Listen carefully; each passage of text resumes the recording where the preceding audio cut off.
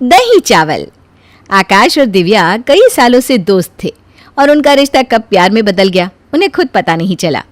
दोनों ने पढ़ाई भी साथ में की थी और एक ही कंपनी में जॉब भी करते थे और दोनों की सगाई के बाद अब अगले महीने उनकी शादी का मुहूर्त भी निकल चुका था। मुझे यकीन नहीं हो रहा कि हम दोनों की सच में शादी होने वाली है। लेकिन अब तो यकीन करना ही पड़ेगा तुम्हें, क्योंकि शादी के बाद तो अब हम दोनों साथ में ही रहने वाले हैं। वैसे भी हम दोनों कई सालों से साथ ही हैं आकाश। हाँ, पर दोस्त की तरह ना। दोस्त की तरह साथ होने में और बीवी के साथ रहने में फ़र्क होता है मोहतरमा जी।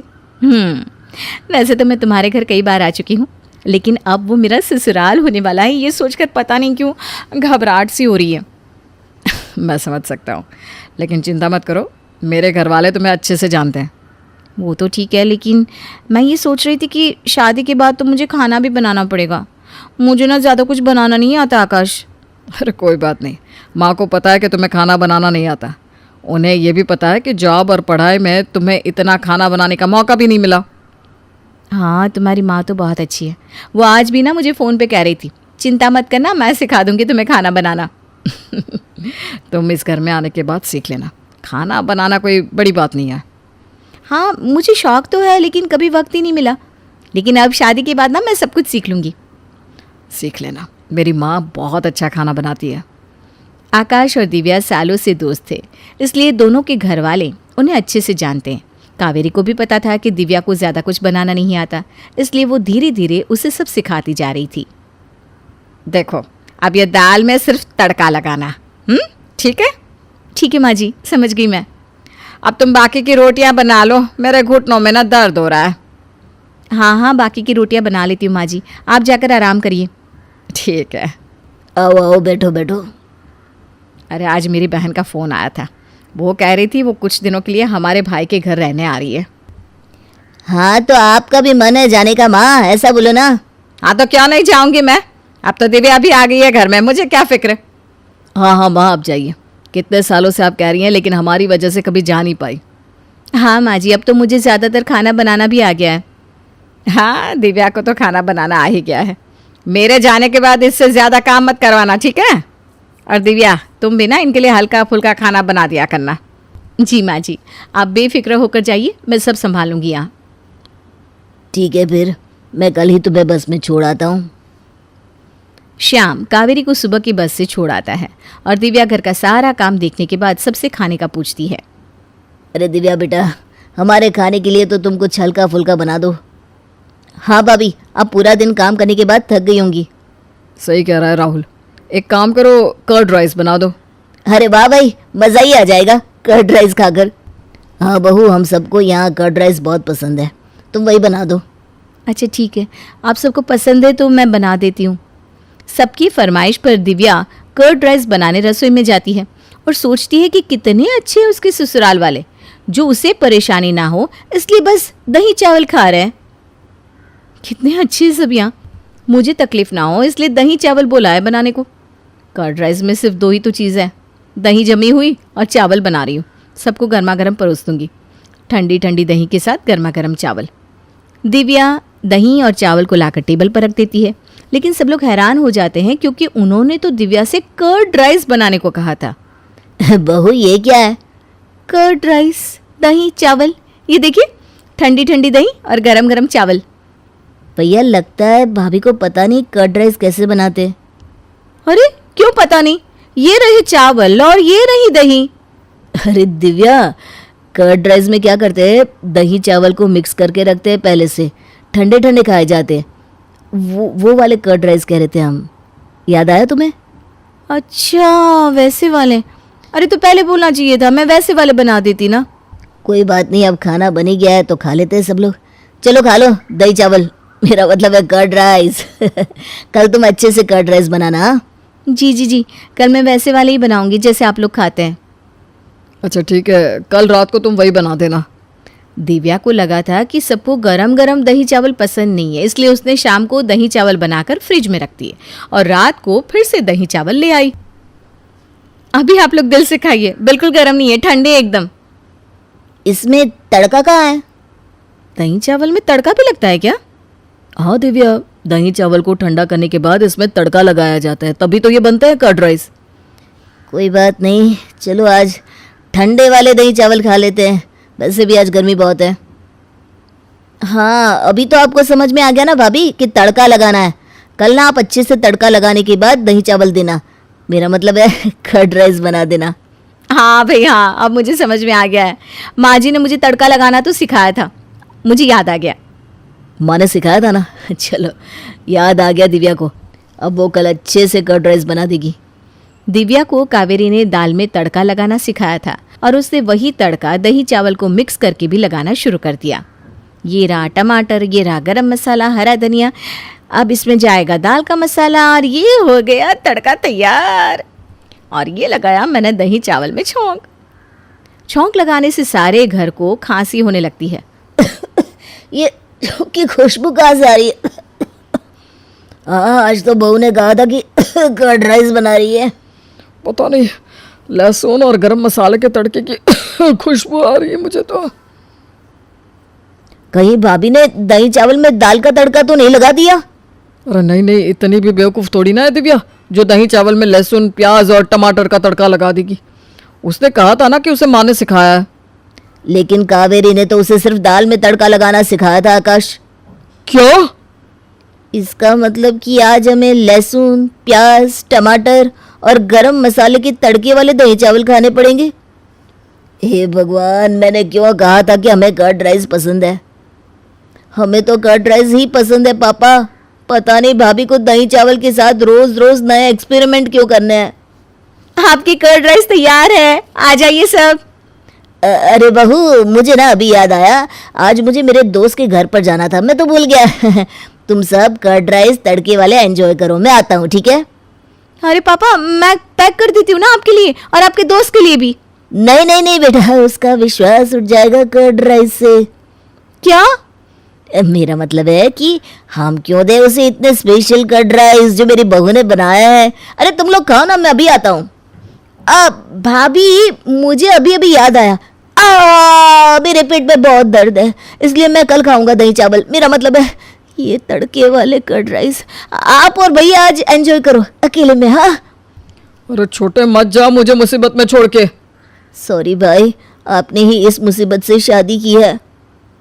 चलिए, आज मैं आपको अपने हाथों से आपकी पसंद की कर्ड राइस खिलाती हूँ। हाँ हाँ, मेरी पसंद की। पता नहीं आज के बाद मैं कर्ड राइस खा भी पाऊंगा या नहीं। 2 दिन के बाद कावेरी अपने भाई के घर से वापस आती है और सब लोग उसे देखकर काफ़ी खुश होते हैं। कैसा रहा मासी और मामा से मिलना? अरे बहुत अच्छा था, इतना खाया है इन दिनों में कि पूछो मत। अभी तक ऐसा लग रहा है कि पेट भरा भरा सा है। हाँ, हमने भी बहुत कुछ खाया, इतना खाया माँ कि वजन ही कम हो गया। क्या? अरे इसका मतलब है कि हम भी अच्छे से खा पी रहे थे। हाँ, इसीलिए आज मैंने सोचा है कि दिव्या बहू से कहती हूँ कुछ हल्का फुल्का ही बना ले, जैसे कर्ड राइस। नहीं नहीं नहीं। आन्या डांस करने में उस्ताद, एक स्टेप जो वो देख लेती तो हूबहू उसे उतार देती। अरे आन्या बेटा, मेरी बेटी को भी डांस सिखा देना, उसका एनुअल प्रोग्राम है। हाँ आंटी, क्यों नहीं, अब कल शाम उसको भेज देना, मैं सिखा दूंगी। हाँ हाँ, नचनिया ही बन, आस पड़ोस के लोग तुझे इस्तेमाल कर रहे हैं। माँ, इस्तेमाल मेरा नहीं कला का हो रहा है। नाचना एक कला है, कला। आन्या हर बात में अच्छी थी, फिर चाहे वो अच्छा व्यवहार हो या फिर लोगों की मदद करना, वो हमेशा खुद के शौक को पूरा करने के लिए व्यस्त रहती। लेकिन घर वालों को तो उसका ये काम सिर्फ समय की बर्बादी लगता है। कहाँ है आन्या? उसको बोलो कि आज शाम को खाना वही बनाएगी। सपना देख लो कि तुम्हारी बेटी घर का खाना बनाएगी। अरे आसपास के लोगों का काम करने से उसे फुर्सत मिले तब तो कहीं जाकर वो हमारे घर का काम करेगी ना। देखो ना, इकलौती बेटी, ऊपर से गैर जिम्मेदार, अब करे तो क्या करे। तभी पड़ोस की पिंकी आ जाती है। अंकल आंटी, आन्या दीदी कहाँ है? वो क्या है ना, मेरा क्लास वर्क है, वो मुझे समझ में नहीं आ रहा, तो मम्मी ने कहा कि आन्या दीदी से पूछ लो। हाँ हाँ, क्यों नहीं, खुद का तो कोई काम है ही नहीं उसे। जाओ जाओ, सीढ़ी से ऊपर चली जाओ, वही कमरे में है आन्या। एक रोज शहर में डांस कंपटीशन वाले लोग आते हैं, जहां आन्या का डांस सबको पसंद आता है। क्या बात है, छोटे से शहर में इतना टैलेंट। बेटा कौन सिखाता है आपको? कोई नहीं सर, वो क्या है ना, मैं टीवी देखकर सीख जाती हूँ। अरे वाह। और आपके मम्मी पापा कहाँ हैं? वो नहीं आए? नहीं, वो लोग नहीं आए हैं। आन्या कंपटीशन जीत जाती है और घर में टीवी वाले आन्या का इंटरव्यू लेने आते हैं। अरे क्या है, कहाँ घुसे जा रहे हो, क्या हो गया? आप आन्या की माँ है ना? वो क्या है ना, आपकी बेटी ने डांस का कंपटीशन जीता है। हमारे शहर के लिए ये गर्व की बात है, तो हम लोग उनका इंटरव्यू लेने आए हैं। ओहो, बड़ा तीर मारा हो जैसे। अरे उसे आता ही क्या है डांस के सिवा? कुछ और करती तो शायद गर्व होता। तभी वहां आन्या आ जाती है और पत्रकारों को इंटरव्यू देती है। उसी रोज पिता के ऑफिस में। देखो तो आजकल के बच्चे कितने स्मार्ट है। धन्य है ऐसे बच्चों के माता पिता को। और किस्मत वाले होते हैं ऐसे माता पिता, वरना मेरी बेटी तो किसी काम की नहीं। सारा दिन बस नाच गाने में ही दिमाग लगाती रहती है। अरे वो बच्ची हमारे शहर की ही है, कितना नाम कमा रही है डांस में। हम तो उसकी बात कर रहे हैं। अच्छा, कोई डांस में भी नाम कमा सकता है? अरे दे देना भाई पेपर की कटिंग, दिखाऊंगा आन्या को भी मैं। क्या नाम बताया? आन्या? यही तो नाम है मेरी बेटी का, आन्या शर्मा। बड़े उम्मीद से रखा था कि कुछ अच्छा नाम कमाएगी, लेकिन नहीं। आजकल के बच्चों को माँ पापा की इमोशन की कदर है क्या? अरे ये देखिए, इस बच्ची का नाम भी आन्या शर्मा ही है, जो पूरे शहर का नाम रोशन कर रही है। पिता अखबार देखते हैं तो सामने बेटी की ही फोटो रहती है। लेकिन ये क्या, जिस फोटो को देखकर हर कोई गर्व कर रहा था, पिता को उस पे कुछ भी खास दिखाई नहीं देता। हमारी ही औलाद है ये। पता नहीं कब कहाँ जाकर नाम लिखवाती है, मुझे तो पता भी नहीं है। अरे शर्मा जी, जरा मिलवा दीजिए ना अपनी बच्ची से। मैं अपनी बेटी को भी ऐसा ही बनाना चाहती हूँ। मेरी बेटी को कुछ टिप्स दे देगी करियर को लेकर। अच्छा, ये दिन आ गया आपकी बेटी के, ले आइए कभी भी, लेकिन बाद में अफसोस ना करिएगा। सभी को आन्या के पिता की बात पर हैरानी होती है कि इतनी टैलेंटेड लड़की के माता पिता आखिर उससे चाहते क्या है। पिता घर आते हैं और माँ से कहते हैं, पता है तुम्हारी लड़की क्या कर रही है, या फिर ऐसे ही व्यस्त रहोगी हमेशा? अरे पता है मुझे, पर आपको कैसे पता चला? अरे कुछ पत्रकार आए थे, पता नहीं कहाँ कौन सा कंपटीशन जीत कर आई है। नजर रखा करो उस पर। तभी वहां पड़ोसन आ जाती है, जो पति पत्नी दोनों ही डॉक्टर होते हैं। नमस्ते भाभी, बधाई हो आपको आन्या की कामयाबी की। भाई भगवान बेटी दे तो ऐसी। कहाँ है वो? सच में आपको ऐसा लगता है कि भगवान ऐसी बेटी दे? तो ले जाइए ना अपने साथ, रखिए 2-4 दिन, खुद ही पता चल जाएगा। और नहीं तो क्या, सारा दिन करती क्या है, कहाँ रहती है, हमें तो कुछ पता नहीं होता। ना बताती है ना पूछती है। खैर देखिए, वो वक्त अब गया जब माता पिता बनकर बच्चों की परवरिश की जाती थी। अब तो बच्चों को साथ बिठाकर बात करना जरूरी है। वो क्या कहते हैं, बच्चे के दोस्त बने। तो क्या आप दोनों अपनी बेटी के दोस्त हैं? हाँ, बस अब यही बाकी रह गया था। खैर बताइए, क्या काम है आपको? वो क्या है ना, मैं और मेरे पति दोनों को ही इमरजेंसी कॉल आ गई है अस्पताल से। मेरी बेटी आन्या की अच्छी दोस्त है, तो मैं क्या उसे आन्या के पास छोड़ दूं अगर वो फ्री है तो? माँ कुछ बोलती उतने में ही आन्या आ जाती है। वाह आंटी, क्यों नहीं, मैं फ्री ही हूँ। आप निश्चिंत रहिए, मैं उसका पूरा ख्याल रखूंगी। थैंक्स बेटा।